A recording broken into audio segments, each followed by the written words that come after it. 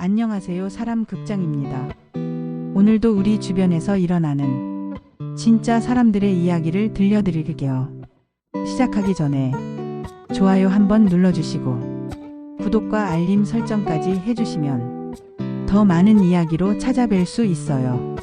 오늘 이야기의 주인공 김정은은 59세, 아들 김민주는 32세, 며느리 박지우는 29세. 결혼식 날 정은은 며느리를 보며 복잡한 심경을 감출 수 없었습니다. 명문대 출신의 대기업 다니는 지우. 분명 예쁘고 똑똑했지만 알 수 없는 거리감이 느껴졌습니다. 결혼 준비 과정부터 시작된 갈등. 정은이 전통 패백 예식을 고집하자 지우는 부드럽지만 단호하게 말했습니다. 어머니 요즘은 간소하게 하는 추세예요. 형식보다는 의미가 중요하죠. 혼수 준비 때도 마찬가지였습니다. 정은이 경험을 살려 조언하려 하면 지우는 정중하게 거절했습니다. 어머니 감사하지만 저희가 알아서 할게요. 요즘은 라이프 스타일이 많이 달라져서요. 참 요즘 며느리들은 다 이런가. 정은은 속으로 한숨을 쉬었습니다. 자신이 며느리였을 때는 시어머니가 하라는 대로 네네 알겠습니다 했던 그 시절과 너무도 달랐습니다. 결혼 후 3개월이 지나면서 작은 갈등들이 쌓여갔습니다. 정은은 아들이 그리워 일주일에 한 번씩이라도 가고 싶었지만 지우는 항상 미리 연락을 달라고 했습니다. 어느 날 깜짝 방문을 했다가 지우의 당황한 표정을 보며 모욕감을 느꼈습니다. 어머니 미리 연락 주시지 그러셨어요. 저희가 외출 준비를 하고 있었는데. 정은의 마음은 또 한 번 상했습니다. 김치 하나 갖다 주겠다는데 왜 이렇게 어려워하지? 직접 담근 김치를 들고 갔을 때도 냉장고가 작아서 공간이 없어요. 라는 대답이 돌아왔습니다. 그 한마디는 정은에게 당신의 정성 따위 필요 없다는 말로 들렸습니다. 자신이 며느리였을 때는 시어머니가 언제 오든 어머니 오셨어요. 진짜 반가워요. 하며 반겼는데 말입니다. 이런 일들이 반복될수록 정은의 속은 시커멓게 타들어갔습니다. 남편에게 하소연해봤지만 최동현은 대수롭지 않게 넘겼습니다. 요즘 젊은 사람들이 다 그런 거야. 그냥 내가 이해해. 친구 유선을 만나 며느리 흉을 보려다가 우리 며느리는 정말 착해. 살림도 잘하고 나한테도 잘해. 라는 자랑에 입을 꾹 다물고 말았습니다.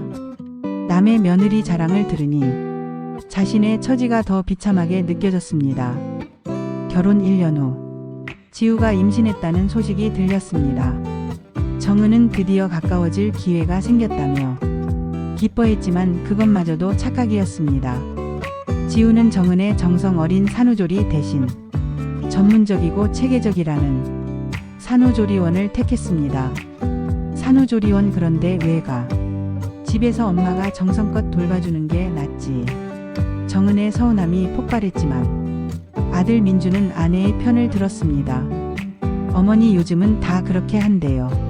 10개월 후 손자 김태민이 태어났습니다.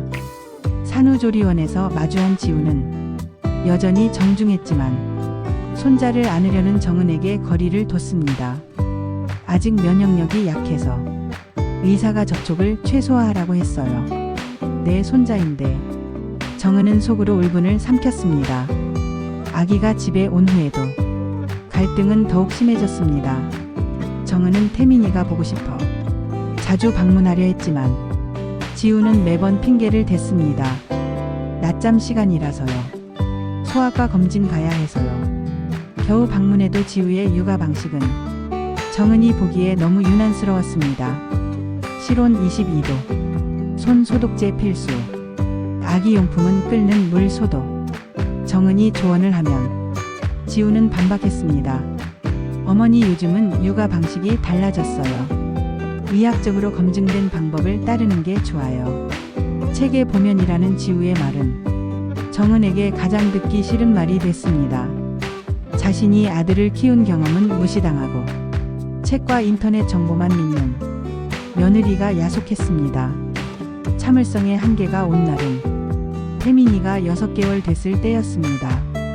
정은은 손자를 보러 갔다 이유식을 먹이는 지우를 보게 됐습니다. 지우가 만든 이유식은 정은이 보기에도 너무 되직했습니다. 지우야, 이유식이 너무 되직한 것 같은데 좀 더 묽게 해줘야 하는 거 아니야? 정은의 조언에 지우는 답했습니다. 어머니 원령에 맞는 농도예요. 육아서에서 권하는 대로 했어요. 정은의 속이 터졌습니다. 그동안 참았던 모든 불만이 한꺼번에 터져 나왔습니다. 지우야, 내가 그동안 참고 또 참았는데 이건 정말 아니다. 내가 네네네 알겠습니다 하면서 내 시어머니 말 다 들었던 내가 바보였나?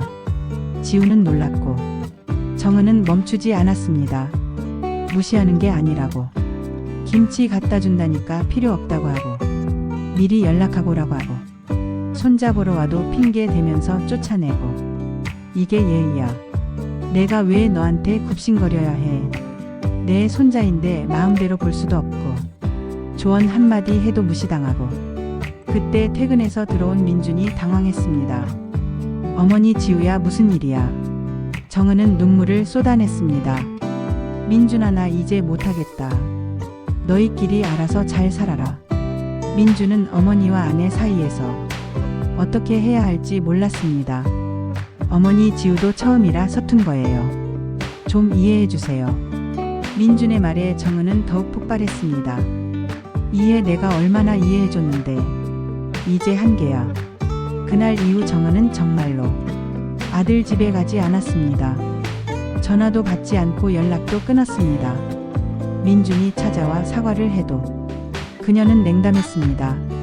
사과, 뭘 잘못했다고 사과해. 자기 잘못이 뭔지도 모르는데 무슨 사과야. 남편 동현은 현실을 지적했지만 정은의 상한 자존심은 허락하지 않았습니다. 당신 이러면 손해는 당신이야. 손자도 못 보고. 그래도 자존심이 있지. 내가 왜 굽실거려야 해. 한 달이 지나고 정은은 점점 후회되기 시작했습니다. 손자 태민이가 너무 보고 싶었습니다. 아들 부부도 걱정됐습니다. 친구 유선을 만났을 때 유선은 솔직한 조언을 건넸습니다. 정은아, 솔직히 말하는데 너 좀 고집이 세지 않았어. 정은은 발끈했지만 유선의 말에 뭔가 찔렸습니다. 생각해봐. 미리 연락하고라는 것도 서로 준비하고 만나자는 뜻이잖아. 김치 안 받는 것도 정말 냉장고가 작을 수도 있고, 그리고 육아 방식도 지우가 나름대로 공부해서 최선을 다하는 거잖아. 우리가 적응해야 해. 집으로 돌아온 정은은 깊이 생각했습니다. 정말 지우가 자신을 무시한 걸까? 아니면 자신이 너무 예민하게 받아들인 걸까? 2달이 지난 어느 날 정은은 용기를 내서 아들에게 전화를 걸었습니다. 민준아, 나야. 어머니 그동안 연락이 없으셔서 걱정했어요. 태민이 어떻게 지내니? 잘 지내요. 어머니가 보고 싶어해요. 지우가 어머니 사진 보여주면 웃어요. 정은의 가슴이 뭉클했습니다. 자신이 그렇게 미워했던 며느리가 손자에게 할머니를 가르쳐주고 있다니. 민준아, 내가 너무 심하게 했나? 일주일 후 정은은 조심스럽게 아들 집을 찾았습니다. 손에는 태민이를 위한 선물이 들려 있었습니다. 지우의 얼굴에는 여전히 어색함이 있었지만 적대감은 없어 보였습니다. 어머니 오셨어요. 태민이는 할머니를 보자 방긋 웃었습니다. 정은의 마음이 녹았습니다. 지우야, 그동안 내가 너무 고집을 부렸나 보다. 지우의 눈에 눈물이 맺혔습니다. 어머니, 저도 예의가 부족했나 봐요. 저도 배우고 싶어요. 그날 이후 정은과 지우의 관계는 서서히 회복되기 시작했습니다. 서로 다른 세대라는 것을 인정하고 그 차이를 존중하게 됐습니다. 정은은 지우의 육아 방식을 존중하며 요즘은 이렇게 하는구나 배우려 했습니다. 지우는 정은의 경험을 무시하지 않고 어머니 이럴 때는 어떻게 하셨어요? 하며 조언을 구했습니다. 완벽한 고부관계는 아니었지만 서로를 이해하고 존중하는 관계가 됐습니다. 그리고 그것으로 충분했습니다. 정은은 깨달았습니다. 시대가 바뀌었다는 것을, 그리고 자신도 바뀌어야 한다는 것을.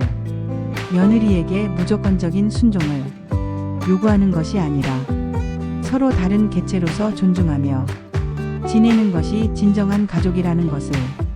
태민이의 웃음소리가 집안을 가득 메우는 오늘, 정은은 진정한 가족의 의미를 비로소 깨닫게 되었습니다.